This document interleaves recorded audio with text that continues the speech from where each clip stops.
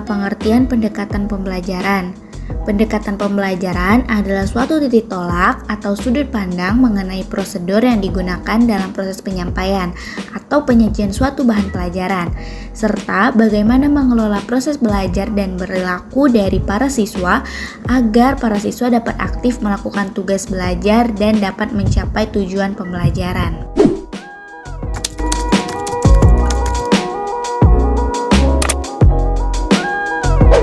Pengertian pendekatan pembelajaran matematika.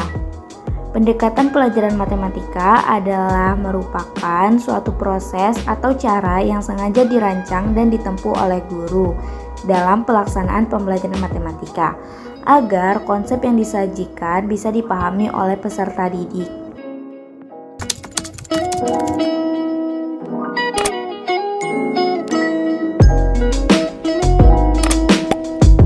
Yang pertama adalah pendekatan konstruktivisme.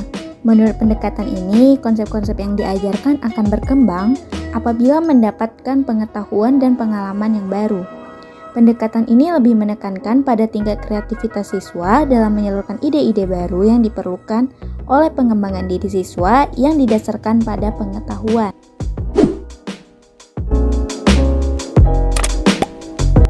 Lalu yang kedua adalah pendekatan kontekstual atau contextual teaching learning. Pendekatan ini mendorong siswa dalam hal membuat hubungan antara pengetahuan yang dimilikinya dengan penerapan dalam kehidupan mereka sebagai masyarakat.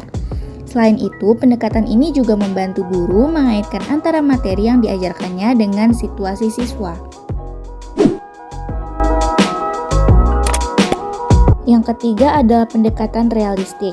Pendekatan realistik adalah sebuah pendekatan pembelajaran yang berusaha menempatkan pendidikan pada hakiki dasar pendidikan itu sendiri, yang memakai masalah situasi dunia nyata atau suatu konsep sebagai titik tolak dalam belajar.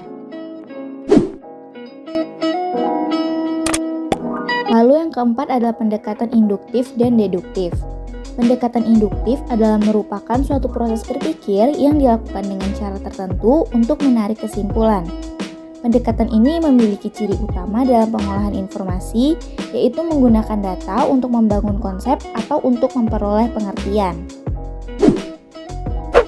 Lalu, selanjutnya pendekatan deduktif, yaitu merupakan cara berpikir untuk menarik kesimpulan dari hal yang umum menjadi hal yang spesifik.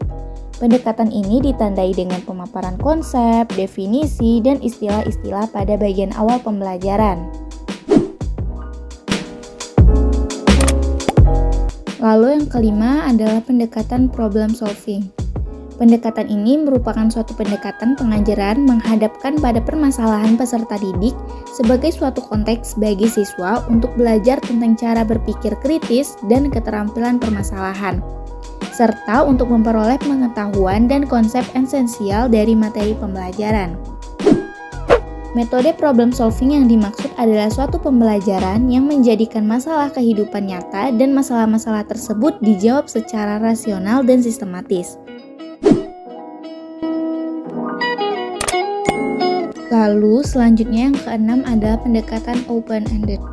Pendekatan ini merupakan suatu pendekatan pembelajaran yang menyajikan suatu permasalahan yang memiliki cara penyelesaian yang benar, lebih dari satu dengan menggunakan jawaban yang benar, sehingga dapat memberikan kesempatan kepada peserta didik untuk memperoleh pengetahuan atau pengalaman, menemukan dan memecahkan masalah dengan beberapa teknik yang nantinya dapat membagikan nalar peserta didik sehingga peserta didik dapat berpikir logis dan kritis.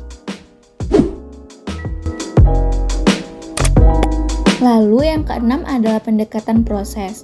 Pendekatan proses merupakan pendekatan pembelajaran yang menekankan pada proses belajar, aktivitas dan kreativitas peserta didik dalam memperoleh pengetahuan, keterampilan, nilai dan sikap, serta menerapkannya dalam kehidupan sehari-hari.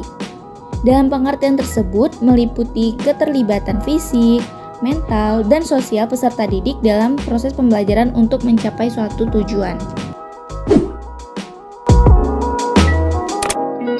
Lalu yang kedelapan atau yang terakhir adalah pendekatan saintifik.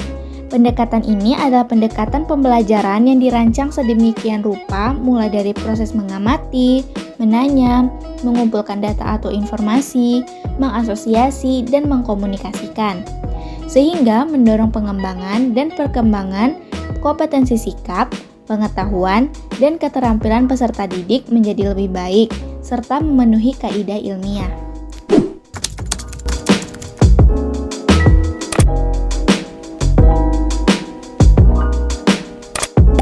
Kelebihan dari pendekatan konstruktivisme.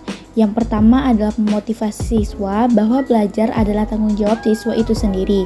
Dan yang kedua adalah mengembangkan kemampuan siswa untuk mengajukan pertanyaan dan mencari sendiri jawabannya. Lalu, kekurangan dari pendekatan ini adalah yang pertama, guru harus mempunyai kemampuan lebih dalam mengembangkan pengetahuan yang dimiliki siswa. Dan yang kedua adalah siswa harus mempunyai rasa percaya diri yang kuat serta berani mengembangkan ide yang dimilikinya. Kelebihan dari pendekatan kontekstual ini yang pertama adalah memberikan kesempatan pada siswa untuk dapat maju terus sesuai dengan potensi yang dimiliki, sehingga siswa dapat terlibat aktif dalam proses belajar mengajar. Dan yang kedua, siswa dapat berpikir kritis dan kreatif dalam mengumpulkan data, memahami suatu isu, dan memecahkan masalah, serta guru dapat lebih kreatif. Dan kekurangan dari pendekatan ini adalah bagi siswa yang tertinggal akan terus tertinggal dan sulit untuk mengejar ketertinggalannya. Karena dalam model pembelajaran ini, kesuksesan siswa tergantung dari keaktifan dan usaha sendiri. Jadi, siswa yang dengan baik mengikuti setiap pembelajaran dengan model ini tidak akan menunggu teman yang tertinggal dan mengalami kesulitan.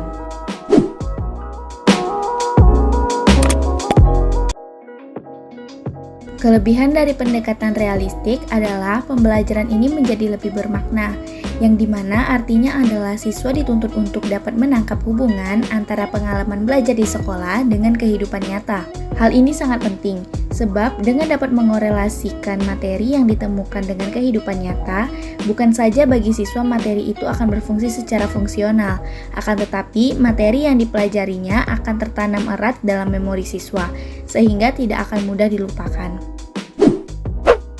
Lalu kekurangan dari pendekatan ini adalah guru memberikan kesempatan kepada siswa untuk menemukan atau menerapkan sendiri ide-ide dan mengajak siswa agar dengan menyadari dan dengan sadar menggunakan strategi-strategi mereka sendiri. Namun dalam konteks ini, tentunya guru memerlukan perhatian dan bimbingan yang ekstra terhadap siswa agar tujuan pembelajaran sesuai dengan apa yang diterapkan semula.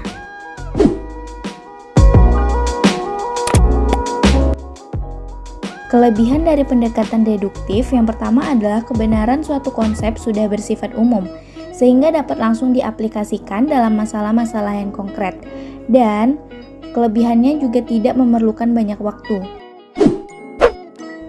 Lalu kekurangan dari pendekatan deduktif ini adalah yang pertama, pembelajaran berpusat pada guru.